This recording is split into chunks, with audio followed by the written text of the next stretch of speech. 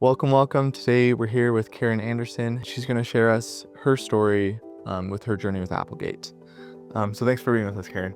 I'm happy to be here. Perfect. The first question is, can you introduce yourself and share a little bit about your situation before connecting with Applegate? Sure, yeah. My name's Karen Anderson, and we've had several family members actually work with Applegate, but before we even came across Applegate, we actually had, my father-in-law had dealt with a lot of chronic health issues, including like he lost one lung, had to be on an oxygen tank for a long time. It was even the reason that we moved to St. George.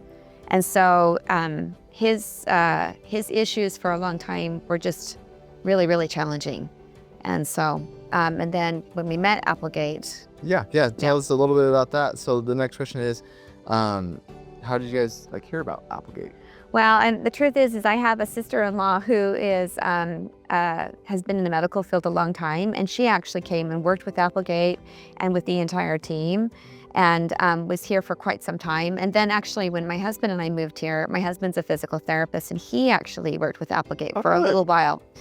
But so we knew of Applegate for quite some time here in southern Utah.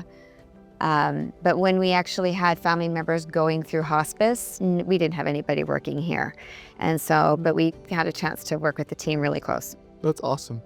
And so can you tell us a little bit about that journey with Applegate? Yeah, so like I said, we've had several family members. So with my father-in-law, dealing with so many health issues, including like needing oxygen constantly, having mobility issues, etc. Applegate, the team was incredible. They were sensitive to the issues that he was facing, and also the fact that it was really difficult just to watch him slowly decline in his health. They were a great resource of advice and counsel, but we always felt like we had the decision to make. It was our decision. They weren't making it for us or pushing us into any direction. We appreciated that. That's really cool. And this might be the answer to this, but what stood out to you most about the care your loved one received? Like I said, great advice and counsel without being pressured. And to be honest with you, we've worked with other hospice companies too. Sometimes the insurance wouldn't, would require you work with one company or another. We did have a different experience with some of the other companies where we felt like the decisions were made and then we were informed. And that was not our experience with Applegate. But the other part of it is that not only were they great advice and counsel and a tremendous support, but we actually kind of feel like we had friends. That's cool. And when things are really difficult and you're making hard decisions for family members, it's really nice to have a friend.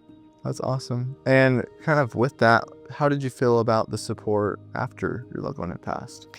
It's been great follow-up. I mean, like I said, we've had several family members where we've worked with Applegate all the way through their transition from this life to whatever's on the other side. Yeah. And,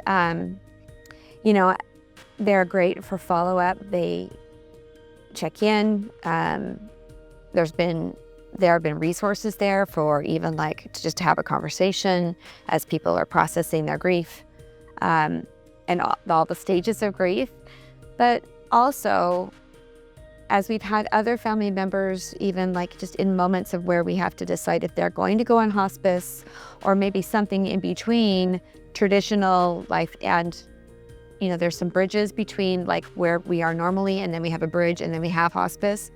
They've been there for us. I mean, they've been able to counsel us and just guide us and answer our questions. Great follow-up and just really accessible.